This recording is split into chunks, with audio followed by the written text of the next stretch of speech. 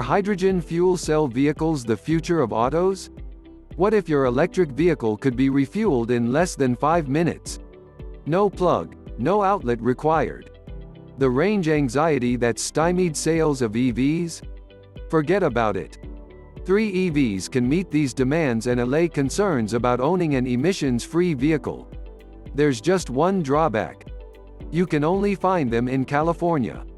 Welcome to the world of hydrogen fuel cell electric vehicles, FCEVs. A tiny market that includes Toyota's Mirai, Hyundai's Nexo and Honda Motors' Clarity fuel cell. These plug-less EVs are the alternative to their battery electric cousins.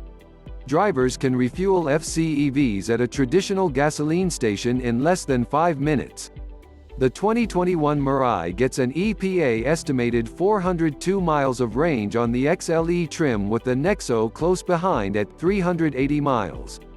Neither cold weather nor heated seats deplete the range, another added bonus. Hydrogen fuel cell vehicles are superior driving machines compared to traditional vehicles. Jackie Birdsall, senior engineer on Toyota's fuel cell team, told ABC News. Toyota sees tremendous upside in fuel cell technology, which it has been perfecting for 25 years. More than 6,500 Mirais have been sold or leased in California since its launch in 2015. The second-generation Mirai, on sale next month in San Francisco and Los Angeles, can store more hydrogen than its predecessor, giving the sleek sedan a 30% increase in range. When people hear electric, they only think battery electric, Birdsall said. The BEV, battery electric vehicle, market is pretty saturated. If we want to have sustainability and longevity, we need to be diverse. A lot of progress. FCEVs work like this. Electricity is generated from an onboard supply of hydrogen. That electricity powers the electric motor. When hydrogen gas is converted into electricity, water and heat are released. An FCEV stores the hydrogen in high-pressure tanks. The Mirai, for example, has 3. Non-toxic, compressed hydrogen gas flows into the tank when refueling. If we can build the stations, we can sell the cars. Keith Malone of the California Fuel Cell Partnership, an industry-government collaboration founded in 1999 to expand the domestic FCEV market, told ABC News. These vehicles have met all the same safety standards globally. The tanks have undergone armor-piercing bullet tests. There are no dangers. Malone, a longtime advocate of hydrogen-powered vehicles, did concede that the nascent industry has more hurdles to clear before it's widely accepted. We are an early market and these cars are not cheap for lease or sale, he said. Most stations are concentrated in urban areas in California. But we've seen a lot of progress. The real challenge is rolling out the fueling network. But the vehicles are here. They're good, people love them. J.R. DeShazo, director of the Luskin Center for Innovation at UCLA, remembers when Arnold Schwarzenegger, the former governor, vowed to revamp California's highways as hydrogen highways in 2004. The infrastructure to support hydrogen fuel for transportation never materialized. DeShazo doubts it ever will. If there were stations everywhere, hydrogen would be an obvious solution, he told ABC News. Refueling stations are really expensive and require significant economies of scale to be cost-effective and compete with gasoline and electricity. Betting on batteries. There are currently 42 hydrogen fueling stations in California, though not all are online. The average price of hydrogen is $16 a kilogram versus $3.18 for a gallon of gasoline in the state.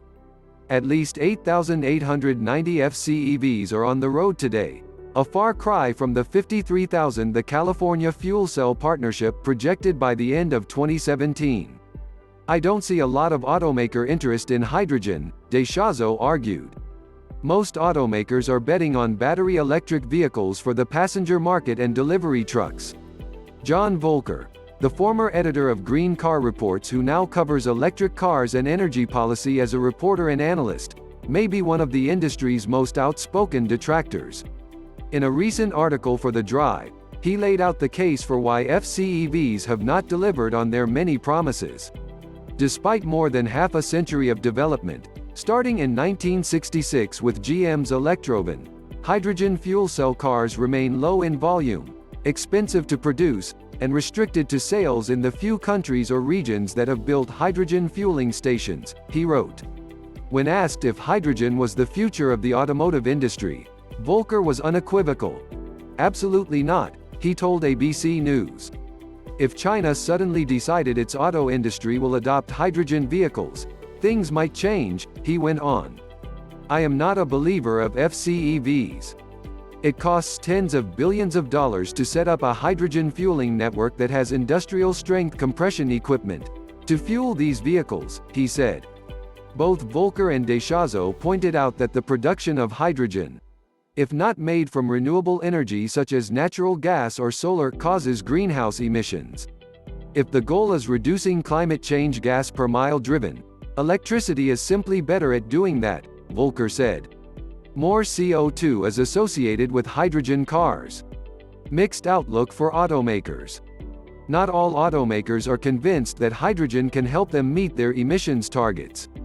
Audi will stop development of its hydrogen-powered vehicles, including its flashy H-Tron concept that was expected to hit the market in 2025, according to German newspaper Die Zeit. We will not be able to produce sufficient quantities of the hydrogen required for propulsion in the next few decades in a CO2-neutral manner. I therefore do not believe in hydrogen for use in cars, Markus Duesmann, Audi's CEO, said in an interview. Volkswagen has also decided against the technology, with Herbert Diess, the company's chief, telling industry insiders in July. It doesn't make a lot of sense at this point to think about bringing hydrogen into passenger cars. Unlike its German counterparts, BMW has not ruled out hydrogen. The Bavarian automaker said in a tweet that it would produce an X5 SUV with its second-generation hydrogen fuel cell powertrain by 2022. General Motors, along with partner Honda, said it remains committed to fuel cells as a complement to battery electric propulsion, and the manufacture of fuel cells will take place at the company's facility in Brownstown, Michigan. GM will also supply its Hydrotec fuel cell systems to electric startup Nikola's heavy-duty semi-trucks. Whether hydrogen can succeed depends on how willing the stakeholders, automakers, station developers and local governments, are willing to invest in the technology. Honda has only sold 1,617 Clarity fuel cell vehicles in nearly 4 years, and the company is pursuing multiple ZEV, zero-emission vehicle, pathways, in an effort to reduce CO2 emissions, a spokesperson said. Toyota is actively working with elected officials, NGOs, utilities and energy companies to increase the access to hydrogen.